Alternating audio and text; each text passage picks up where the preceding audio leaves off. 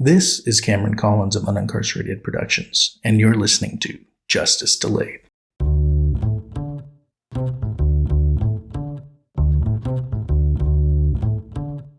You decide what you want to be when you grow up. Hello, listeners. This segment of Prison Voices, a regular feature of our podcast, Justice Delayed, skirts an often controversial issue about women, the wives, the girlfriends, the pen pals, who have relationships with men in prison. It has been said that for every man in prison, there is a woman interested in being his pen pal. Whether that is true or not, and whatever the reasons may be for it, we will leave that to the so-called experts who make a living off sensationalizing the issue. Jodie, my wife, will give you our story that is also your story. I met Jodie in March of 1981 in the death house at the Louisiana State Penitentiary.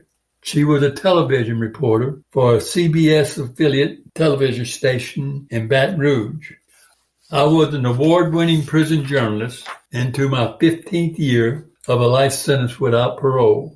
We were both in the death house gathering information for feature stories we were doing about the death penalty at that time. We married the following year in June of 1982. Jodie spent the next 25 years fighting to free me from the Louisiana prison system. She prevailed in April 2006 when I was released on parole. Our marriage has not only survived, but has in fact become unbreakably stronger during my 16 years of freedom. Jodie is the voice of the women who love men behind bars. She intimately understands their fears, their disappointments, their sense of hopelessness, and too many heartaches that they experience on a daily basis as they love men caught up in the prison system. In her readings in this and future episodes, the power of Jodie's voice will tell you stories of all the voices of women who have dared or possessed the courage to love men behind bars. She will share with you and with the women all that she felt and all that she endured during that brutal 25-year effort to bring me home, not only to her, but into the life we had promised. Jodie, the stage is all yours, sweetheart. I was only alive over those 25 years for the few hours a month we were allowed to be together. The two of us at a table in the prison's large visiting room. During the day, the noise level would rise until his mouth had to whisper his love directly against my ear. I was tired after my drive from Houston to Baton Rouge, Louisiana on Friday night after work. 275 miles one way over 3 hours after dark, and then the next morning the 50-mile drive to the prison. At home in Houston, I lived through each day without him, focused only on our next visit. Love surged in my heart each time I was allowed to see him. Those memories live in my heart. I am seated at the table with him. We are there again, and you are with us. He appears through the door where prisoners with approved visits are allowed to enter. I stand up so he can see me. He approaches and puts his arm around me for the brief hug we are allowed. I press myself against his strong, warm body. The tears I never show him hot behind my eyes. Precious hours stretch in front of us. Time stands still. Pain is wiped out. We sit down, holding hands. His touch on my face, my hands, my arms, all they allow, activates my will to fight for him to the end. My death, or his release. His love keeps me alive to fight the toxic so-called justice in Louisiana. I love to touch his face, trace his mustache with my fingers. His eyes crinkle when he smiles at me, amused at the differences in our worlds. I dream of the day we will have hours alone. He loves to hold me, and I love to feel his body against mine. He is lean and hard, and it takes both my hands to girdle the width of his arms. When we're together, he strokes my hair and tells me how he will brush it someday. He touches the curls that fall across my forehead and awkwardly pats unruly waves into place. The nipples in my breast turn to hard little knots against my dress. I am alive to him then, but they don't permit that. We talk about the future instead. He calls me his baby, loves my blue eyes and the shape of my little square jaw. My hands fit inside his fingers several inches longer than mine. He loves my red, polished nails, my high heels, and the shape of my ankles and calves. I almost always wear his favorite dress. He says he can see my body best in that dress, the way my waist curves into my hips, the beautiful length of my back as it rounds into those hips. Sometimes he spans my ribs with his hands, sliding them toward my waist to feel the change in contour. He loves the way I smell. He calls my natural body odors a powerful aphrodisiac. When we're together, he watches me constantly. He's storing up memories, he says. Visions of me he can replay in his mind until the next time. I'm used to his noticing everything now, accustomed to his prodigious memory for detail, aware that it comes from years of being locked alone in a cell. We've been married 6 months, and the prison now officially lists me as his wife. We had no wedding ceremony. A justice of the peace simply declared me Billy's wife. In Texas, where I had it done, proxy marriages are legal with proper papers from the absent party. He's told me I married half a man because he's not free. But he's more aware, has more intellect and ability than most men. He's a strong man, my husband, a phoenix, a miracle, and his achievements have come in the face of impossible odds. I would lay down my life for him. I'm 6 years older than he is, but he is light years my senior. He's a sophisticate, adept at deciphering motivation and body language. He's seen more of reality in his 2 decades behind bars than I have in my Ivy League education and European travels. But he's indulgent, careful to spell out his thoughts so I never feel patronized, including me in his brutal, deprived world without shame or defensive explanations. Nothing in my background has prepared me for the prison's callous brutality, the guards' mindless adherence to rules. Over and over I complain to my husband. Over and over he tells me I will have to adjust. Again and again, desperate, he reminds me they will stop the visits or shorten them if I don't smile at corrections officers, if I ask questions, if I insist on knowing why they do what they do. Everything in me screams against rote-like rules. I'm the one who's unruly, and he is the perfect example of self-discipline and control. But he's a trustee, a prisoner long since recognized as being rehabilitated, a national figure, a winner of awards, a man of stature. I do not understand why he's in prison now at all.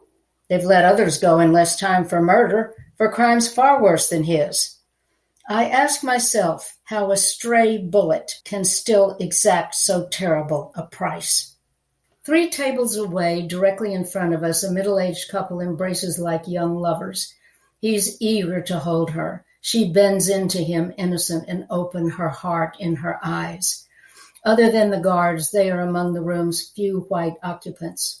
She hasn't been waiting long. When he came, her face lit up and he hurried toward the table. She smiles up at him, the rest of the room shut out. For these few hours, they'll create their own time, their own space. They will spin a private world.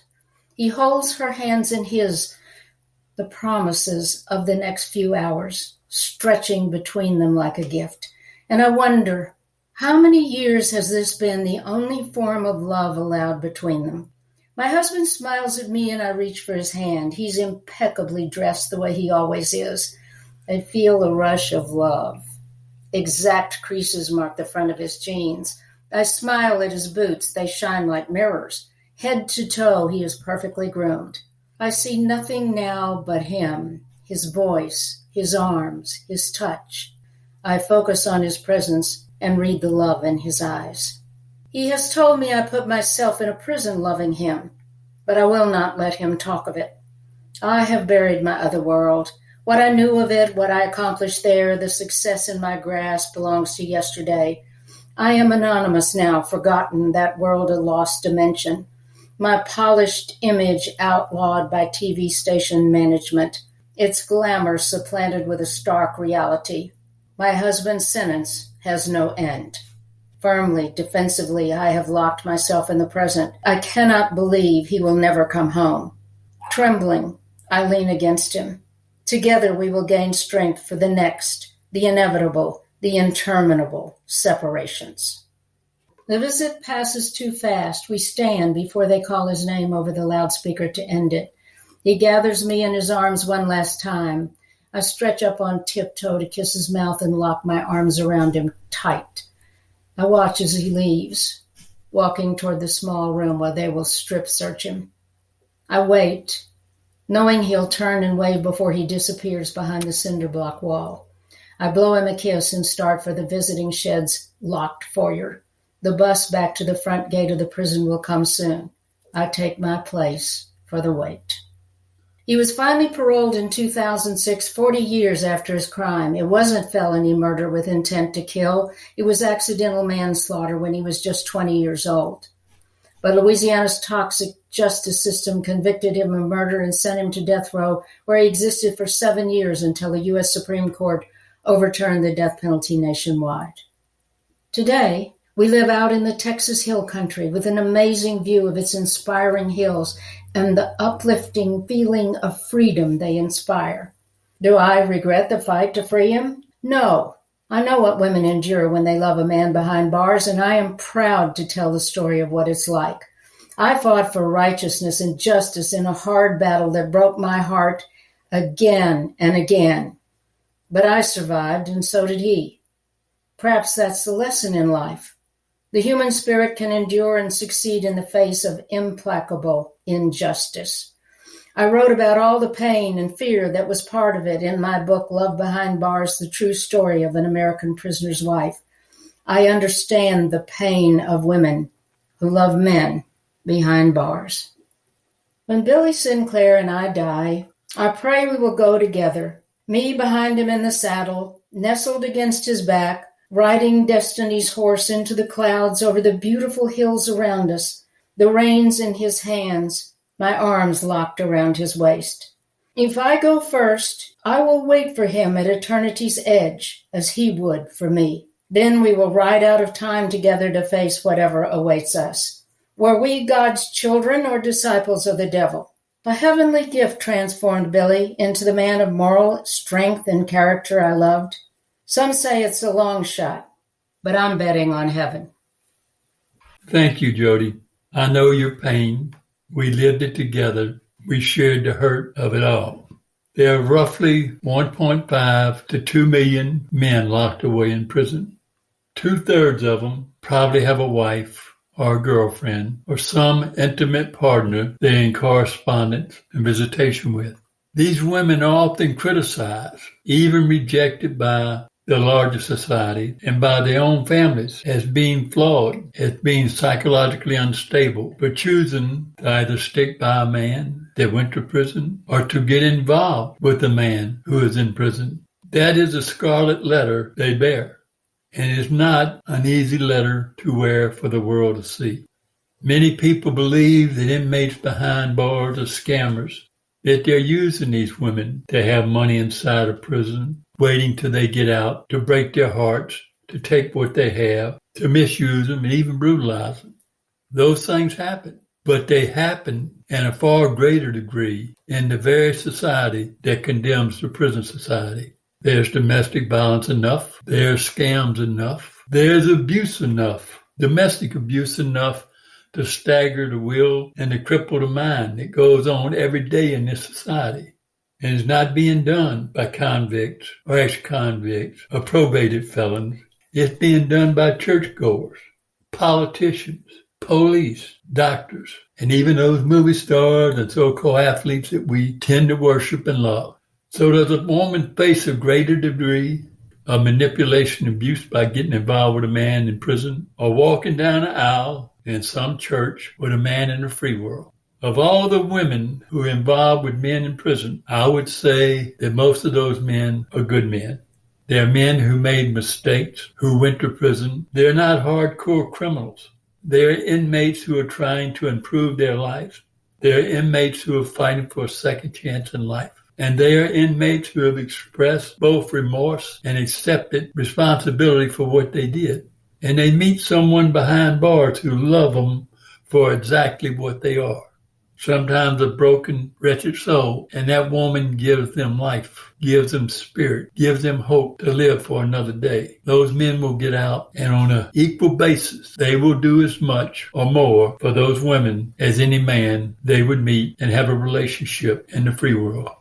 And you can take that to the bank.